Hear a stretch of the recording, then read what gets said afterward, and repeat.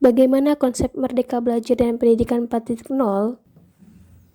Assalamualaikum warahmatullahi wabarakatuh. Di video kali ini saya akan menjelaskan tentang konsep Merdeka Belajar dan Pendidikan 4.0.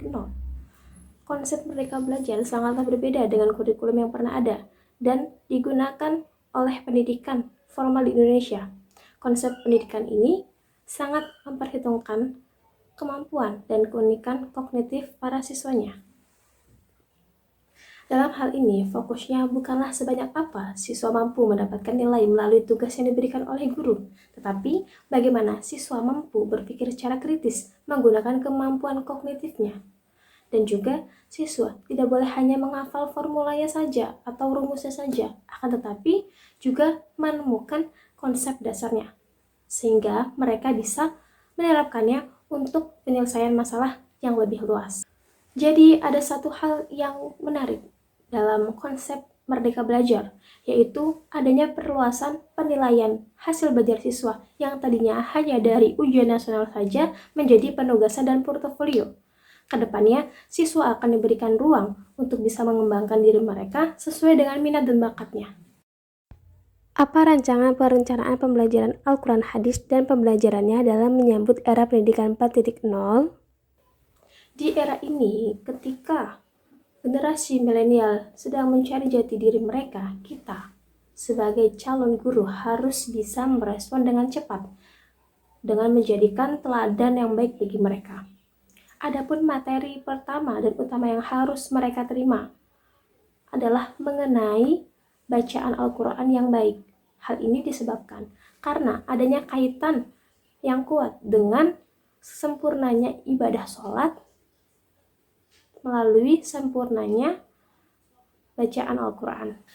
Dalam mengajarkan Al-Quran dan Al-Hadis, ada 4 proses, yaitu yang pertama nih ya, bisa dilihat di sini, ada planning atau perencanaan. Yang kedua, ada pengorganisasian. Yang ketiga, ada penggerakan. Yang keempat, ada pengawasan.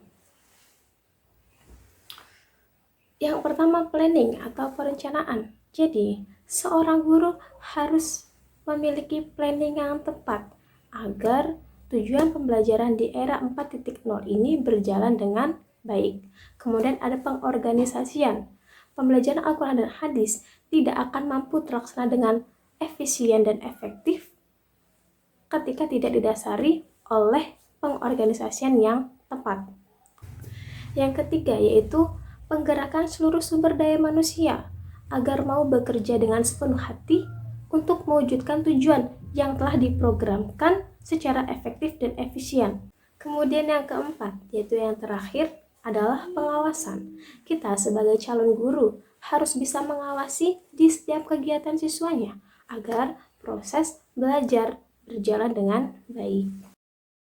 Bagaimana strategi Al-Quran Hadis dan pembelajarannya dalam menghadapi tantangan era pendidikan 4.0?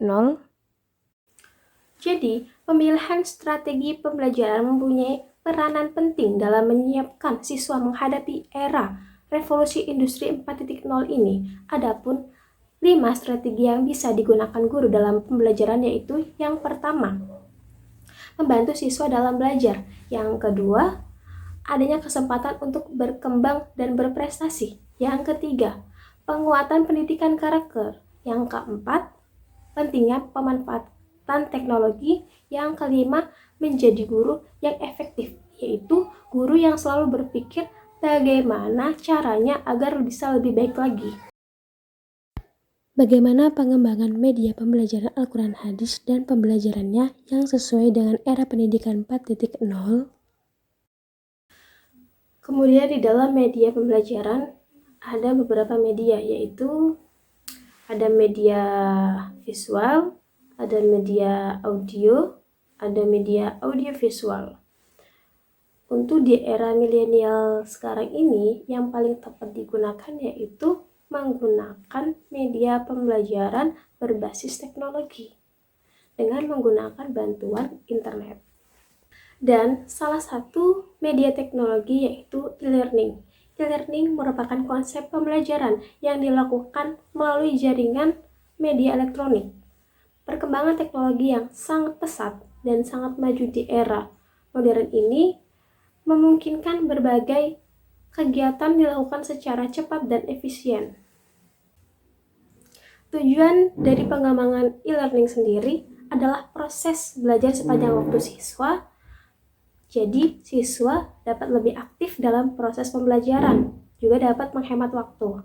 Karena apabila diterapkan dalam proses belajar, maka siswa tidak harus hadir di kelas hanya untuk mengumpulkan tugas, tetapi cukup tugas tersebut dikirim melalui aplikasi yang ada di handphone yang secara tidak langsung akan meningkatkan kualitas proses belajar tersebut.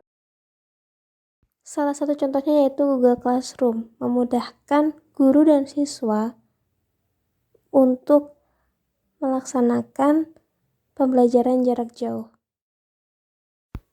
Apa pendapat Anda tentang evaluasi pembelajaran Al-Quran Hadis dan pembelajarannya dalam suasana yang berdampingan dengan COVID-19?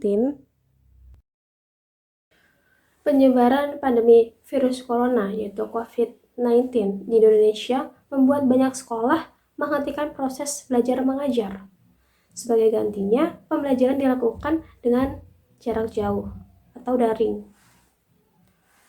Proses pembelajaran daring harus ada kesiapan bagi kedua belah pihak, siswa maupun guru. Dan juga pembelajaran secara daring dan jarak jauh membutuhkan bantuan internet yang mumpuni dan dapat diakses dengan mudah. Maka dari itu, keluarga perlu menjalankan kewajibannya untuk mendidik anak-anaknya, membantu proses belajar di rumah agar menjadi lebih menyenangkan. Juga untuk mengetahui pelaksanaan program pembelajaran daring terhadap pencapaian tujuan. Hasil evaluasi ini penting untuk mengetahui kemudahan ataupun kendala serta ada solusinya. Cukup sekian penyampaian dari saya. Ada salah kata saya mohon maaf. Kepada Allah saya mohon ampun. Akhirul kalam. Wassalamualaikum warahmatullahi wabarakatuh.